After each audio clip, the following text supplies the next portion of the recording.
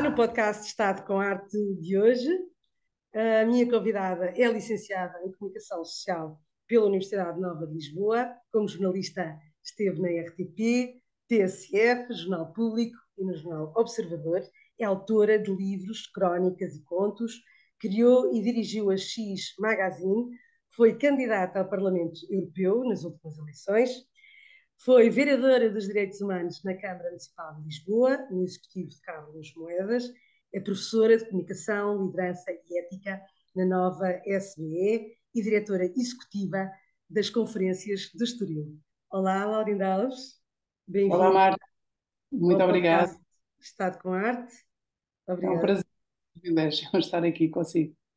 o privilégio é todo meu. Uhum. Laurinda Alves, neste momento está dedicada à preparação das Conferências do Estoril, que estão quase aí. Vai ser já dia 1 e 2 de setembro. Quero adiantar um bocadinho o tema principal, que é perfeitamente desafiante. Muito obrigada. Nós estamos, de facto, nestas vésperas, que são aquele tempo de muita pressão, muita exigência e supostamente muito stress. E aquilo que é mais extraordinário é perceber que há, de facto, pressão, há stress, até há algum cansaço, mas o que se sobrepõe é o entusiasmo e é aquilo que nós consideramos trabalhar com olhos a brilhar. Quando se diz em inglês, fica bonito, né? With shining eyes. E, de Sim. facto, nós estamos todos nestas vésperas, nesta reta final, mas todos neste mesmo entusiasmo, porque não só o tópico, que é rehumanize, ou seja, rehumanizar o mundo à nossa volta, portanto não é rehumanizar o mundo como um todo, mas se cada um de nós tiver uma vontade de tornar mais humano aquilo que pode ser rehumanizado, porque também já à nossa volta também temos muitas pessoas profundamente e elevadamente humanas, mas há processos de decisão, há maneiras de colaborar, há maneiras de tomar decisões que podem ser mais humanas à partida ou mais rehumanizadas. E, portanto, é neste tópico que nós estamos a funcionar. E este brilho nos olhos que se sobrepõe e este entusiasmo que se sobrepõe nas vésperas tem a ver com as pessoas que vão chegar e que vão estar em palco e que são oradores absolutamente extraordinários, pessoas de excelência, não só nas suas esferas de influência, de ação, de missão, de expertise, de experiência e de ciência, mas ao mesmo tempo pessoas humanamente incríveis. Ou seja, as pessoas vêm quase todas, e quando digo quase todas, há duas ou três pessoas que não vêm de forma gratuita e cobram pela causa que defendem, mas de resto todas as pessoas vêm sem cobrar o chamado fee, sem cobrar pela vinda. E isto é absolutamente extraordinário, porque elas sabem que nós somos uma universidade pública e que também não cobramos bilhetes. E, portanto, é uma espécie de um círculo virtuoso em que eu dou, tu dás e nós damos, e todos estamos a dar e todos estamos a receber. E isto é muito, muito entusiasmante, porque estas pessoas acrescentam um valor incrível com a sua ciência, com a sua experiência, mas também com a sua humanidade. E é por isso que estamos tão entusiasmados. Este tópico de rehumanizar é muito interessante, tendo em conta que o nosso mundo precisa de ser constantemente humanizado devido à tecnologia, mas este rehumanizar ainda lhe dá uma tónica mais interessante, tendo em conta que dirige-se a um público muito jovem, aos universitários, e que eles estão completamente moldados por uma sociedade tecnológica. Como é que vocês vão desafiar os jovens, estas novas gerações, para saírem um bocadinho desse mundo tão tecnológico? Muito interessante a pergunta, Marta, porque de facto este é um mundo muito competitivo, em que as pessoas são chamadas a ser uma marca e a ser uma marca e a atirarem-se para um mundo extraordinariamente competitivo e agressivo.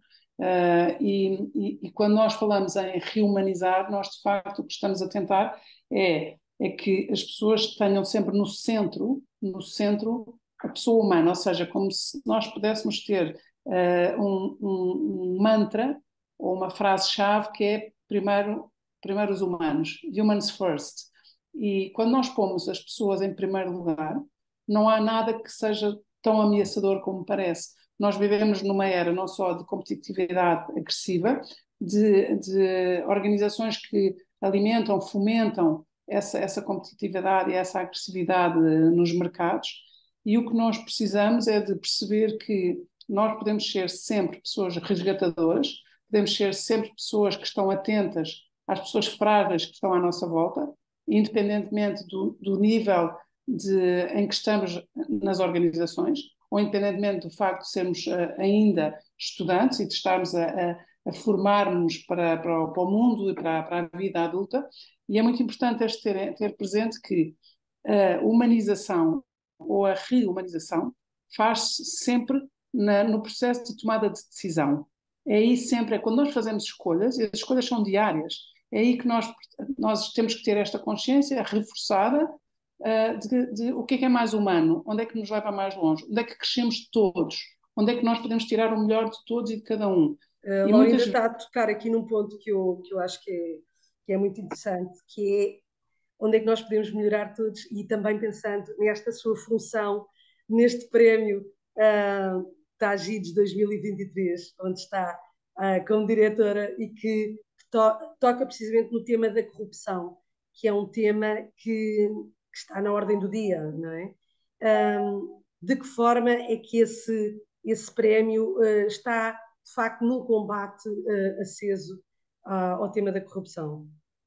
Marta, é interessante a sua ponte, porque o Prémio Tágites é uma causa, e, portanto, ser diretora do prémio, ou ser voluntária, ou ser da associação, somos todos voluntários. Portanto, eu acho que é importante percebermos isto, que estamos a falar de uma causa, e de uma causa que tem de ser uma causa comum.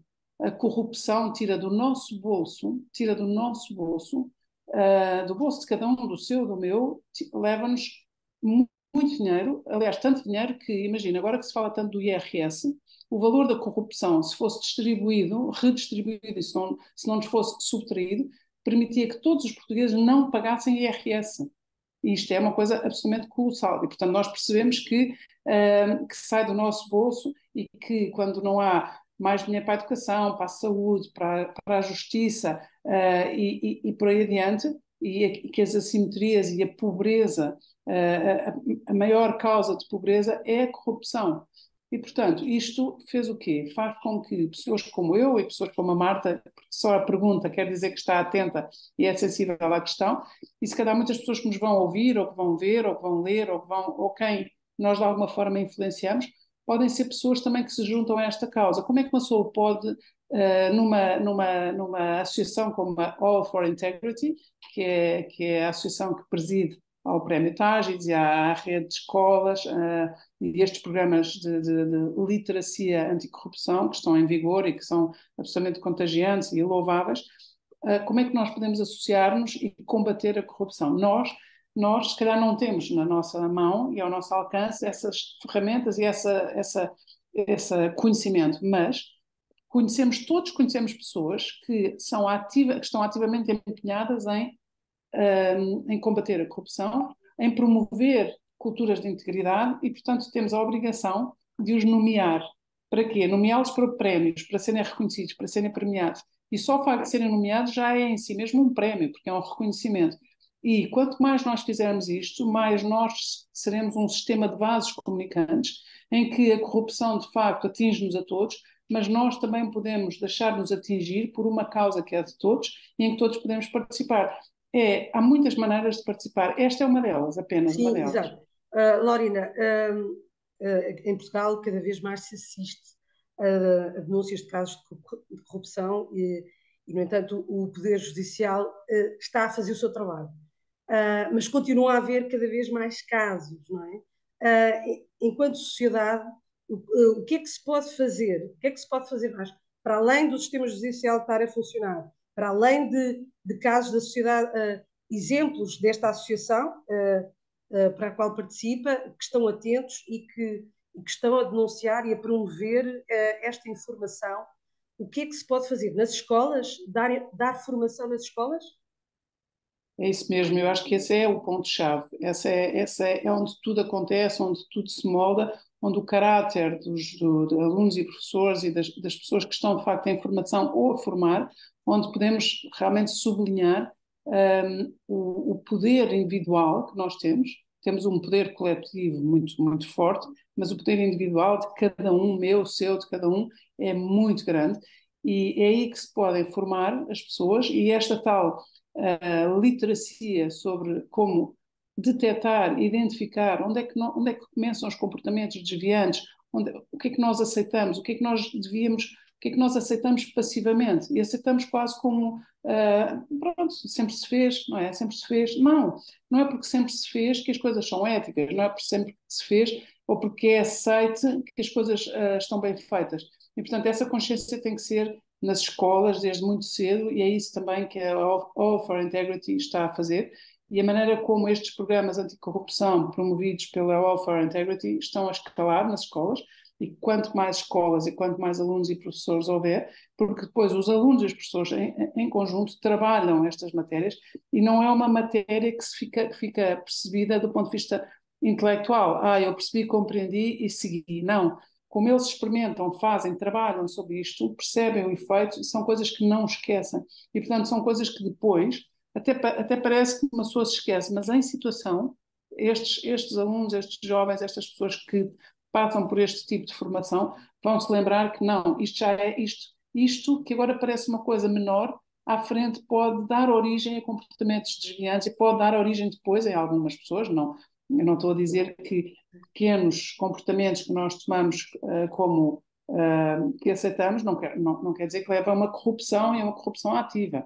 Mas, de facto, acho que se nós todos formos mais atentos e tivermos mais na nossa cabeça uma espécie de tolerância zero a comportamentos que não são éticos e que são desvios comportamentais, acho que nós ficamos mais conscientes de que estamos a formar novas gerações e uma nova atitude que é menos passiva perante as questões da corrupção. Do seu ponto de vista, de onde é que vem esta falta de ética tão grande que se vê nos vários setores da sociedade em que tanta gente é sujeita ou é permeável à corrupção? De onde é que vem? Eu acho que vem, eu acho que vem de onde é que vem? Vem de todos os lados, não é? Se nós pensarmos, cada corrupto tem a sua circunstância e tem os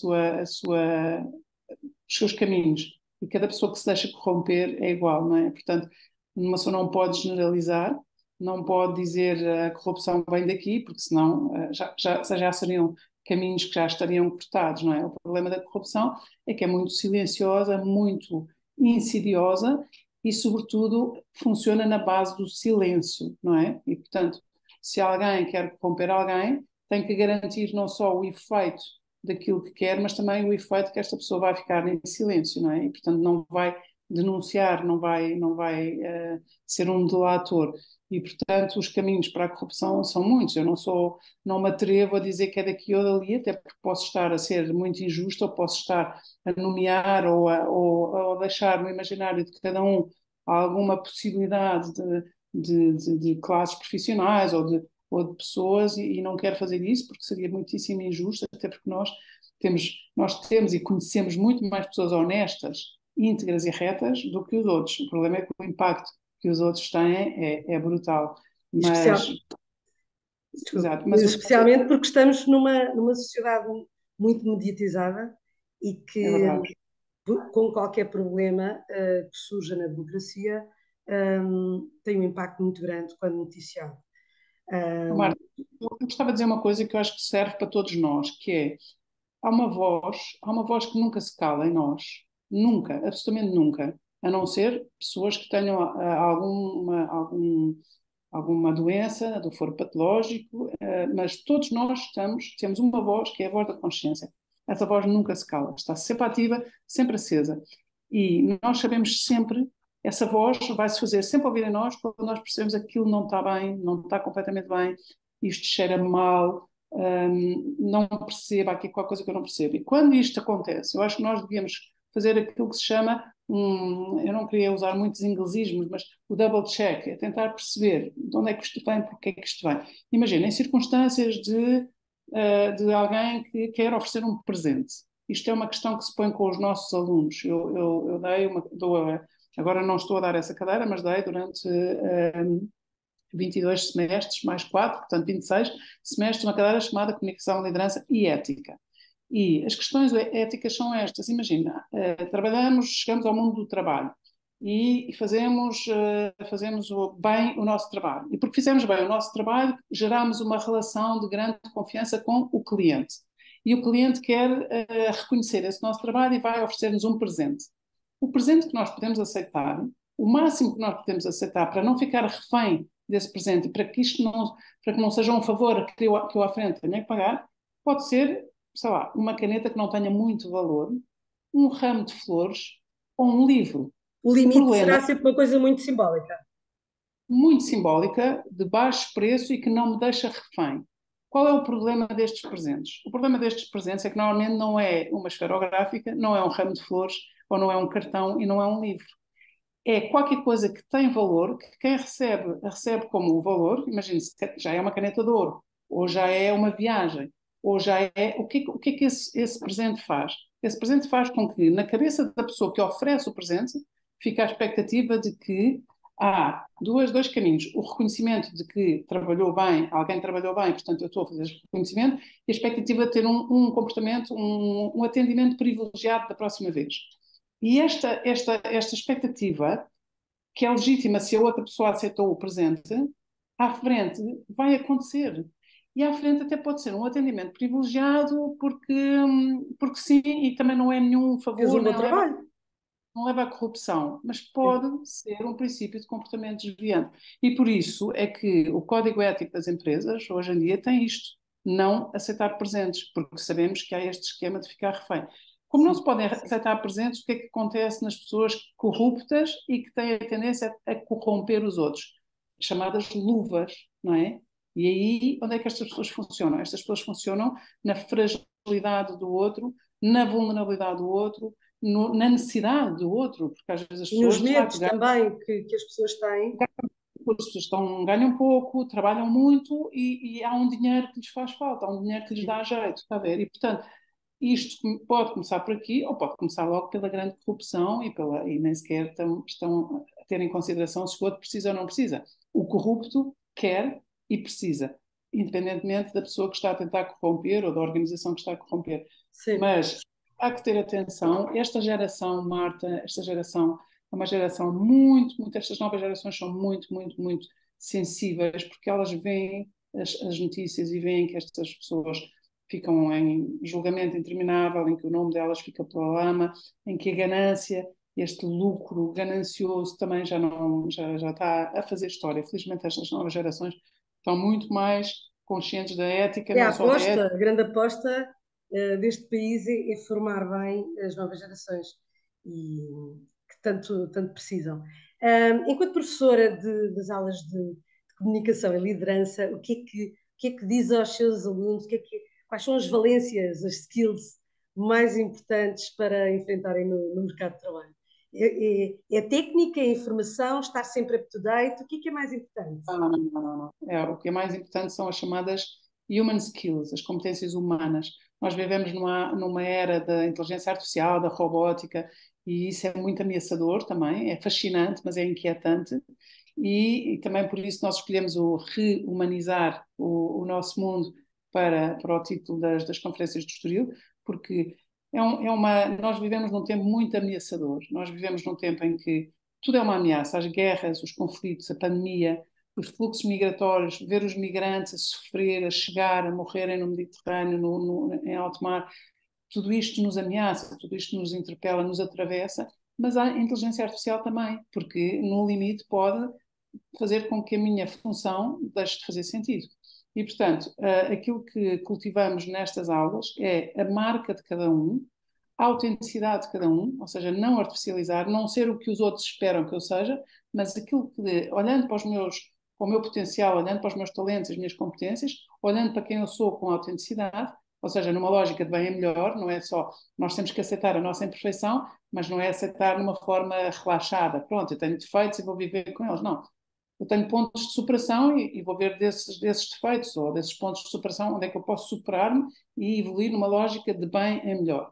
Mas, dito isto, aquilo que nós tentamos é cultivar a autenticidade de cada um para que as pessoas não se artificializem, porque o mercado, vai sempre valorizar os talentos e as competências de cada um, mas as pessoas não se podem esquecer dos talentos inatos, porque até aqui nós tínhamos muito esta noção de que competências, competências, competências, as competências adquiridas, o curso, as especializações, os mestrados, os docs, os pós-docs, tudo isto, mas esquecem-se às vezes de que têm talentos que são inatos e que nos parecem o recreio, não é? Porque, imagina, uma coisa que eu gosto muito de fazer, eu gosto muito de tocar bateria, toco bateria com um grupo e troco com os meus amigos. Ah, está bem, isto é o meu recreio, eu nunca vou viver disto. Não sabemos.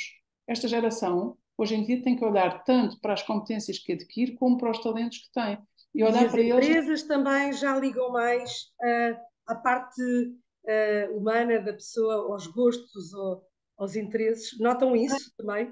A maneira como se relaciona, Marta, e a sua pergunta tem a ver com o que é que nós valorizamos é a marca humana, a autenticidade, a maneira como nos relacionamos, a maneira como nos comunicamos. E, por exemplo, imagina, eu posso dizer que há empresas que hoje em dia, para fazerem um tal double check sobre, imagina, fazem 50 entrevistas com 50 pessoas com currículos fantásticos, experiência fantástica, estão todos iguais. Onde é que eles vão diferenciar? Nas chamadas human skills, nas competências humanas, na atitude, na proatividade, na capacidade de decisão, na criatividade e na maneira como se relacionam. E algumas destas empresas já fazem uma coisa que é incrível. É as pessoas, quando estão na sala de espera para serem entrevistadas, não estão a ser vistas, desculpem, não veem, mas estão a ser vistas. E há umas que estão nervosíssimas e completamente não se relacionam com os outros, e portanto o espírito desta pessoa é competição pura e dura. Eu quero este posto e portanto nem vou relacionar com vocês porque eu nem quero ter nada a ver convosco. Há as pessoas que estão a relacionar-se e no fundo uma sintonia. Estamos aqui todos para o mesmo. Isto é como um pódio nos Jogos Aproveita o Olímpicos. momento para fazer os Exatamente, aproveitar o momento e se calhar, olha, não vou conseguir o posto, mas já fiz aqui um networking, já conheci aqui pessoas fantásticas e há pessoas que estão nervosíssimas também, como se aquilo fosse a última, como se costuma dizer a última Coca-Cola do deserto, passa a expressão, ou passa a publicidade, e este body language já diz muito, já é muito diferenciador. E por isso nós também dizemos aos nossos alunos, quando estão em situação de serem entrevistados, tenham em atenção desde o momento em que põem o pé na porta de entrada dessa empresa. Mesmo a chegada da porta de entrada ao elevador, do elevador à sala de espera, da sala de espera ao sítio onde vão ser entrevistados, há pessoas, tal como se faz nos restaurantes, em que há o cliente secreto, também nas empresas, para não se enganarem na contratação, também há pessoas que estão como se fossem pessoas a chegar e estão a ver como esta pessoa é. Esta pessoa é educada, ou bate com a porta, ou não espera que uma senhora entre no elevador, ou não é educado. Tudo isto faz diferença. E há outra coisa, imagina, há situações que são criadas, imagina, põem-na a si e a mim, põem-nos numa sala onde aparentemente a senhora da limpeza ou alguém não tirou as chávenas de café do último entrevistado e estão ali chávenas de café sujos. Isto pode ser um teste, porque há pessoas que chegam e com naturalidade arrumam, onde alguém que se esqueceu ou que não foi, arrumou. Há outras pessoas que olham com ar repugnado e não fazem nada. Quem é que eles escolhem? A pessoa que arrumou. Porquê? Porque isto vai bater à cultura daquelas empresas onde até de propósito se põem as pessoas a fazer todo o trabalho de todas as linhas para perceberem depois qual é a sua para ser função um bom líder, tem que saber e fazer não só todas líder, para as ser um bom tarefas. para ser um bom follower, ou seja, um bom colaborador, eu trabalho melhor se eu souber o que é que todos os outros também estão a fazer. Eu estou a contribuir para qualquer coisa em que os outros também têm a sua parte. Se eu achar que sou eu, e tudo depende de mim, tudo acaba e começa e acaba em mim, não dá. E, portanto, é estas competências humanas, aquilo que é propriamente de cada um e que é extraordinariamente humano, e quem me conhece sabe, e sobretudo resgatador. Nós temos de estar permanentemente a resgatarmos uns aos outros, a compreendermos, a valorizarmos e a validarmos. Porque muitas vezes, Marta, as pessoas chegam ao pé de si e dizem só me apetece chorar. E muitas vezes nós dizemos a essa pessoa, não chores, não chores, isso vai passar. Não é isto que nós temos de dizer, esta pessoa escolheu-me para chorar, eu tenho que ter a coragem e a capacidade de deixar que esta pessoa chore, tentar perceber porque é que ela chora, o que é que eu posso fazer. E nós, Flexibilidade também para aceitar a fragilidade do outro, não é? e não só isso, mas para não termos a tentação de fazer isto que é, não, não, não, vai passar, não. Ou seja, nós muitas vezes temos muita dificuldade em validar os sentimentos dos outros, validar o que os outros pensam, o que os outros fazem e as lógicas dos outros, porque os outros fazem, se calhar chegam ao mesmo resultado por caminhos diferentes do meu, E eu penso, não, mas a minha maneira é que é. Não é. Eu tenho só que validar, não tenho que concordar, não tenho que estar de acordo, tenho que só aceitar e validar. E, portanto, tudo isto são competências humanas, que é isso que nós treinamos. Sim. Laurinda, também tem-se dedicado a uma outra causa, que são os cuidados paliativos, que lhe é uma causa bastante cara. Começou a fazer voluntariado aqui há uns anos. O que é que ele levou aos cuidados paliativos? Essa pergunta eu vou lhe dizer, se há coisas na minha vida onde eu aprendi muito e que eu agradeço ter acontecido, eu poder fazer ter esse tempo, esse voluntariado, são os cuidados paliativos. Isto começou em 2007, e desde aí que eu sou voluntária para participar em conferências, em debates, para saber, para poder também fazer a advocacy Onde é que para começou? Em que hospital? mas Clínica? depois, mas depois fiz 3 anos de voluntariado de cabeceira no Hospital da Luz. Eu e a Joana, que horror, agora não me lembro o nome dela, mas eu e a Joana éramos as duas primeiras voluntárias de todo o hospital e as primeiras voluntárias de cuidados paliativos com a equipa da doutora Isabel Galriça Neto. E foi uma aprendizagem absolutamente incrível. E sabe onde é que eu aprendi mais mais sobre comunicação? Nesses anos, porque nós primeiro temos que fazer cursos e, portanto, temos que ter as competências para saber estar à cabeceira de pessoas doentes, muito doentes, doentes crónicos, doentes terminais, pessoas que são Limite da internadas vida? No limite da vida. ou então num limite da fragilidade, ou seja, porque há muitas pessoas que depois têm alta e também é bom uma pessoa não associar os cuidados paliativos sempre à morte ou à doença terminal, a doença crónica, a doença irreversível. Exato. E, portanto, e aí o que é que nós aprendemos? Nós fazemos cursos, temos que ter essa competência, ou seja, a minha história não interessa nada à cabeceira, estas pessoas precisam de ser ouvidas, tidas em conta, validadas, valorizadas, e foi onde Uhum. eu aprendi mais sobre comunicação e mais sobre competências humanas. E uma das coisas que aprendi para sempre é esta necessidade de validar, validar. Ou seja, se a outra pessoa validar e devolver questões. Nós, por exemplo, imagina, Marta faz-me uma pergunta, não agora que estamos em moda entrevista, mas faz-me uma pergunta e eu vou-lhe dar o exemplo. As pessoas às vezes perguntavam, vou morrer? E esta pergunta é brutal, porque algumas nós sabíamos que sim, e há outras que não sabíamos, e eu não posso nunca ignorar esta pergunta. Eu não posso fingir que não ouvi, olhar para o ar, ou não posso dizer, claro que sim, não é? Isto não passa pela cabeça de ninguém. Também não posso enganar a pessoa nem paternalizar. Portanto, eu não posso ser tão ácida como dizer, sim, sim, isto até às 5 da tarde vai acontecer. Isto é óbvio que estou a fazer uma caricatura, ninguém diria uma coisa destas, mas não posso tirar a esperança da pessoa. Enquanto a pessoa está viva, o que importa é que ela esteja viva e inteira. E não posso falsear, não posso enganar a pessoa. O que é que eu posso fazer, Marta? Posso devolver a questão. Posso devolver a questão. E nós, humanamente, achamos que qualquer pergunta que nos é feita, nós temos que responder, temos que ter uma resposta. Não temos, não temos. O que nós temos é que saber devolver para quê. Imagine, eu posso devolver e dizer porquê que me está a perguntar? Ou o que é que está a sentir, que ainda é melhor. Porquê que me está a perguntar? O que é que está a sentir? Quando eu digo isto, a pessoa não está, todos nós, isto é uma estatística 100%, não é? Portanto, vamos todos morrer.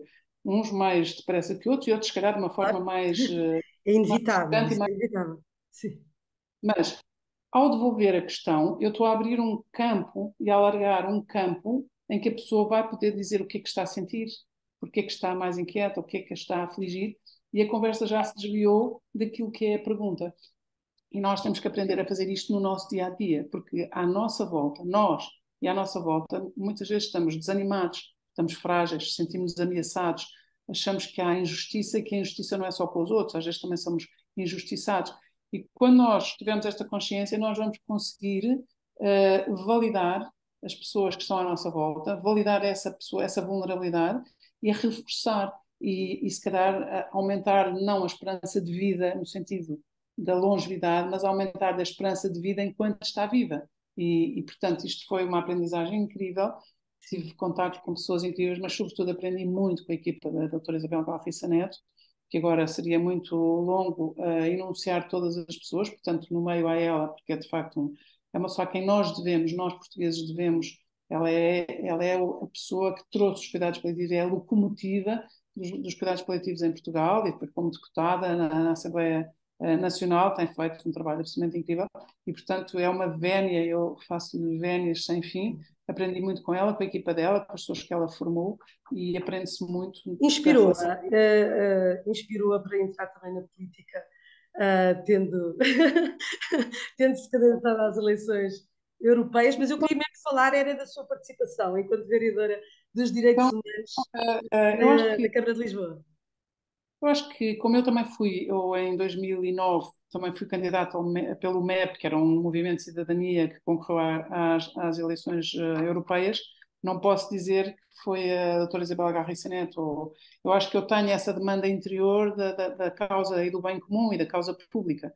E, portanto, já em algumas alturas da minha vida eu me dispus a isso. E a última vez que me dispus foi agora, e eu não teria saído da Câmara de Lisboa, da Câmara Municipal, pelo meu pé, jamais. Eu tenho um sentido de missão e um sentido de responsabilidade, de obrigação, que jamais, jamais, jamais conheço-me, jamais teria saído pelo meu pé. Aconteceu que eu tive um Covid chamado longo e insidioso, fiquei 10 dias internada no hospital, isolada, e depois era preciso pelo menos um par de meses, que acabaram por ser 4 meses ao todo, desde que começaram os sintomas até eu me voltar a sentir Está melhor? capaz. E a Câmara Municipal de Lisboa não é uma máquina que não pode parar, não pode ficar à espera 4 meses, mês após mês, que a vereadora recupere. Nem eu podia, como disseram os médicos na altura, nem eu podia ter essa pressão, porque senão também não iria muito longe. E, portanto, não saí pelo meu pé, saí por esta questão, mas enquanto missão, e enquanto missão ao serviço do bem comum foi absolutamente extraordinário. Aprendi imenso, imenso, imenso com as equipas que encontrei na Câmara de Lisboa e, como eu sou independente, acabei por poder também conjugar talentos e competências, independentemente das pessoas estarem filiadas ou não noutros partidos. Claro que eu sou independente completamente pró Carlos Moedas e novos tempos, portanto eu estou completamente não só Por no isso estava espírito, no executivo. como empenhada, exatamente, e Sim, portanto é isso sim. que eu defendo, mas depois nos serviços da Câmara nós temos as pessoas que fazem acontecer no dia a dia, nas equipas, temos todo o espectro partidário, ideológico, e encontrei pessoas de uma competência total. Nunca perguntei a ninguém em que partido é que votava e sempre encontrei pessoas capazes de colaborar e de Laurinda, o trabalhar. nosso tempo está a terminar. Eu peço-lhe que seja muito sucinta e que diga numa palavra, que me responda numa palavra. O que a motiva? O que é que me motiva? A mim motiva-me ir mais longe, mais alto e mais longe em cada dia. E o meu mais alto é mais alto no sentido da fé, mais alto em termos espirituais. E poder ter, e se eu conseguir contagiar algumas pessoas também nesta alegria, nesta esperança, nesta confiança que eu gosto de alimentar, e se eu puder também projetar confiança e esperança nos outros, é o que me motiva. Laurinda Alves, muito obrigada por ter vindo ao podcast Estado com Arte. Desejo-lhe umas ótimas conferências do Estoril e que Muito continue obrigada. também a inspirar as novas gerações. Muito obrigada, Marta. Muito Obrigada, obrigada. eu. Até à próxima. Até à próxima.